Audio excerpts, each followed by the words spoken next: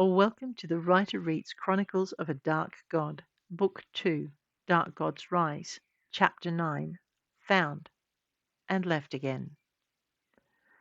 Terranor cursed his luck at finding the fleeing pair, and in such danger. Still, he couldn't find it in himself to abandon them to the watch patrol. Whatever was happening in Wildergen, it was connected to the gods, and thus to the king. The presence of the king's guard attested to that. Instead, he'd gotten them away from the watch, figuring that entity at least had to be connected to the king. Or dupes, he reminded himself. They could always be that, if the king hasn't revealed his hand. Anger surged briefly through him, and he remembered other reports detailing how Toromar had turned offers of aid into conquests, and the terrible deeds that followed in its army's wakes. There has to be a reason, he mused, knowing Okreidor's king wasn't going to endanger close friends and valuable diplomats in finding out. In addition to the reports of armed aid turning into conquering forces, there had been stories of assassins, mysterious illnesses, and unexplained hordes. Silently approaching the source of the noise that had halted their flight, Terranor tried to push the thought away. It seemed Toromar was no longer the reliable source of mercenaries it had once been.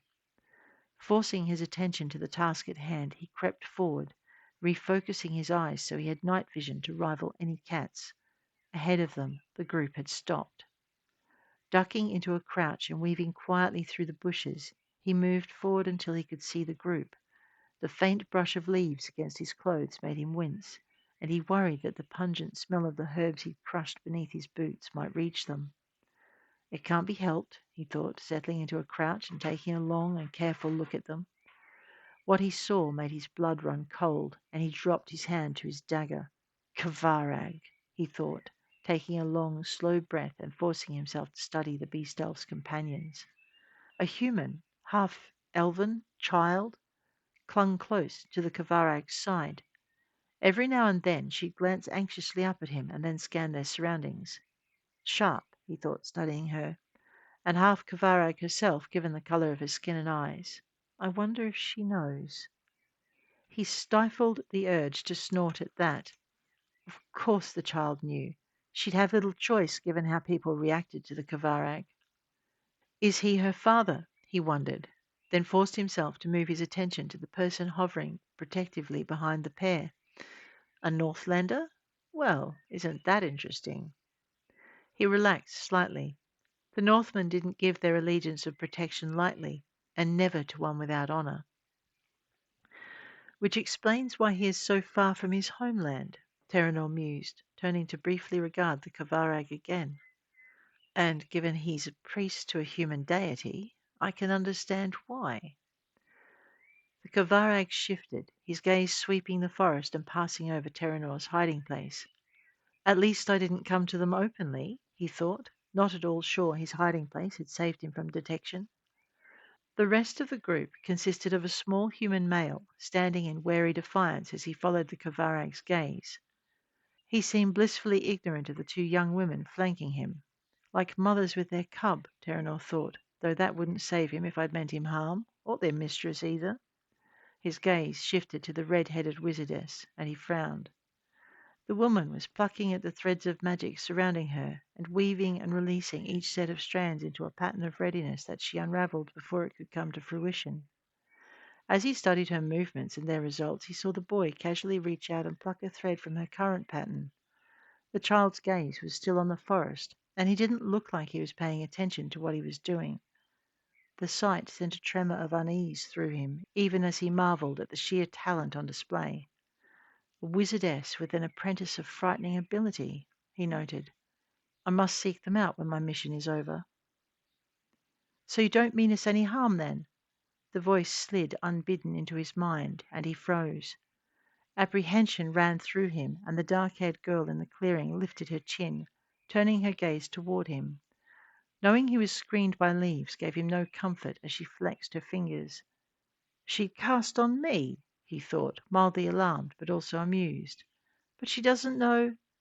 Answer me, she ordered, mind to mind, or I will tell them where you are hiding. As if the direction of her gaze isn't enough, he thought with chagrin, not daring to move. And where is that? He challenged, and she winced. Her answer came in the slightest movement of her hand, which he was relieved to see she kept at her side, and out of the Kavarag's notice. Out of most of their notice, he amended, relieved. Beneath that bush, her mind voice replied. Terranor forced himself to remain still and not heave a sigh of defeat. He also made sure he kept his eyes on the girl and not bow his head. I mean you no harm, he said, and saw her wince again. You needn't shout, she protested. I could hear you quite clearly as you were before. When I wasn't projecting, Terranor thought, and when I was trying to keep my thoughts to myself. Exactly, she told him, not bothering to hide the depth of her intrusion. Sorry, he apologized, letting himself think it clearly but not trying to project it. Mental magic wasn't something he'd ever thought to make his own. That's better, she replied.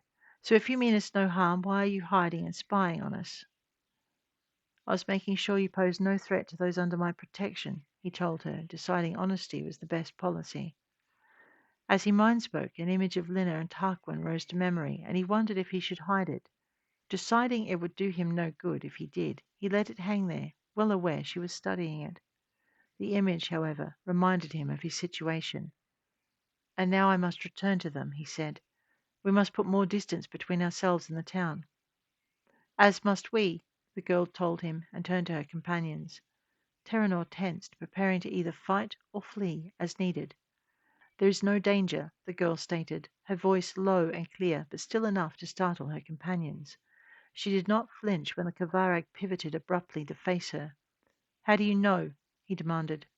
Because I've just been speaking with him. He stopped to make sure we posed no threat to Skarsh's new priest and her guardian, since he has only just rescued them from the watch. Terranor stared at her in horror, well aware she could not see his expression. How much more did you take from my mind? He wondered, and she smiled. No. If she heard his denial or the plea within it, she gave no sign, but added, His name is Terranor. Terranor tensed, bowing his head and hunching in on himself as he anticipated the worst. To his relief she stopped, hesitating as though she sensed his heartfelt fear she would reveal his true identity. He will seek us out later when he's made sure the priestess and her companion are safely on their way. She turned as though to urge the group to continue their journey, but was interrupted by a new voice.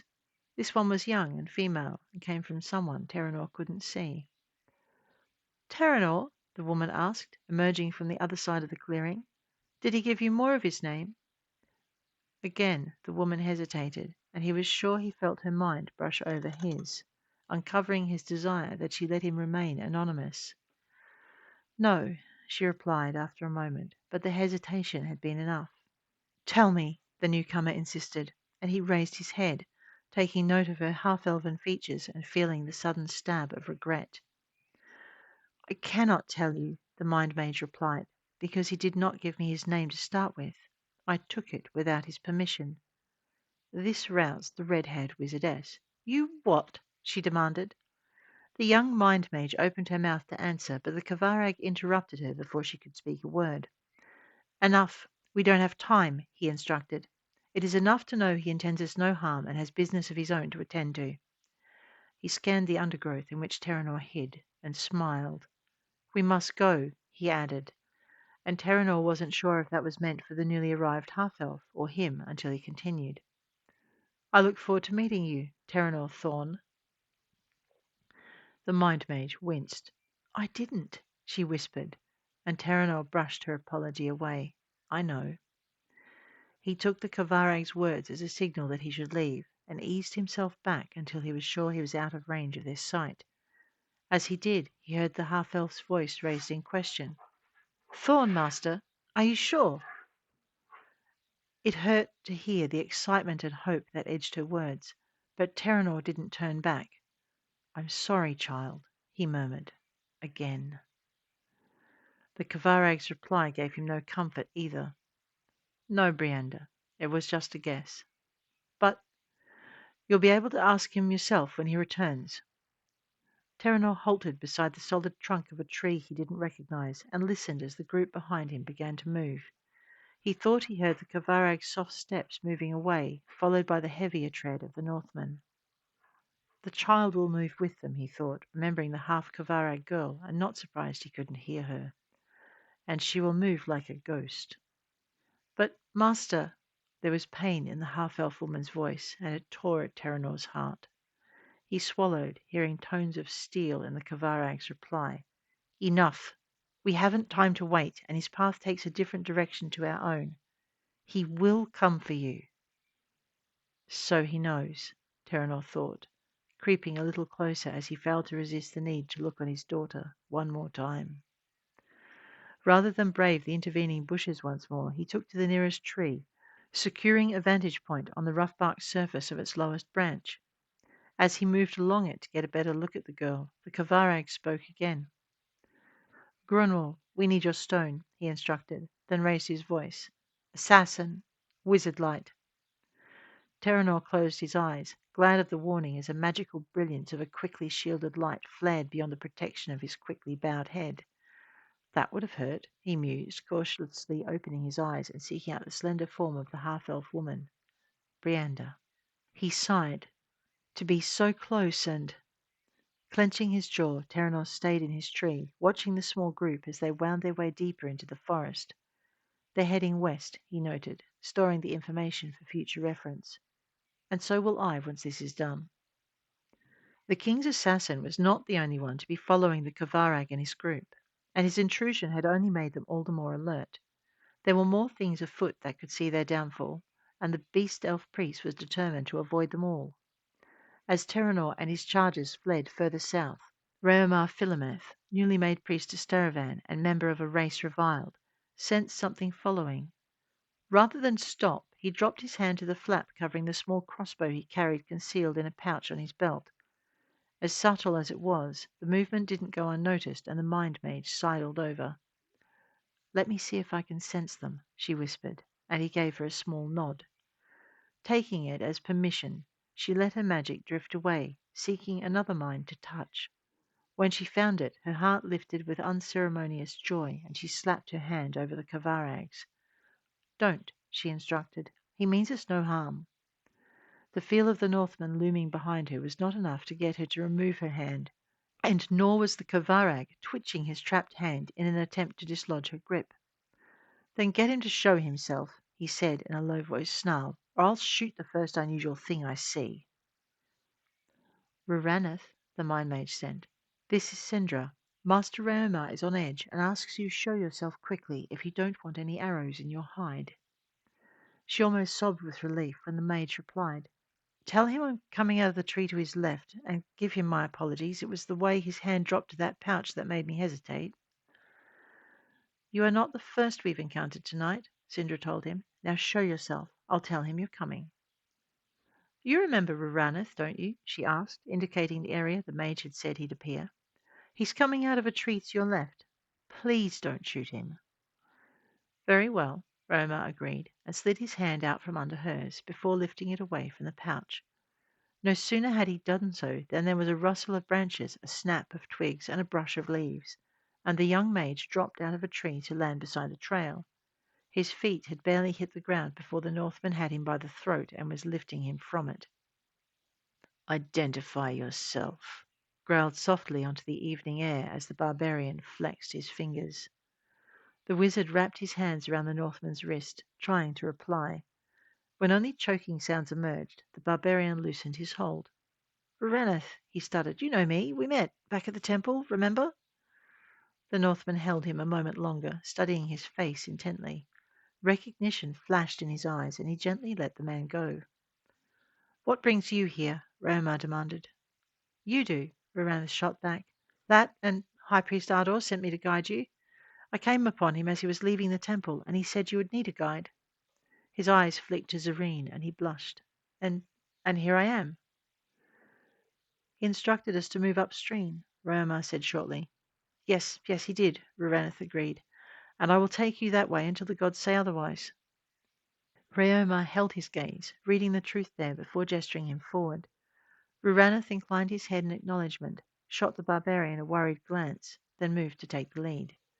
Sindra dropped back to walk beside Alessia, worried by her mistress's pale-faced silence, and concerned for the casual way Varen collected magic from the air. and released it again. She was surprised when Zareen brushed past her, and then the guildmaster and his guard, to take her place beside the newly arrived wizard. She wouldn't, she thought, watching her fellow apprentice settle into stride beside the man. She really didn't. Glancing at Alessia to see if their mistress had noticed, Cindra's worry grew. Alessia's expression was unreadable, and Cindra had to resist the urge to send her mind gliding beneath the surface of the mistress's thoughts. Her newly wakened gift was not for that. Surely not.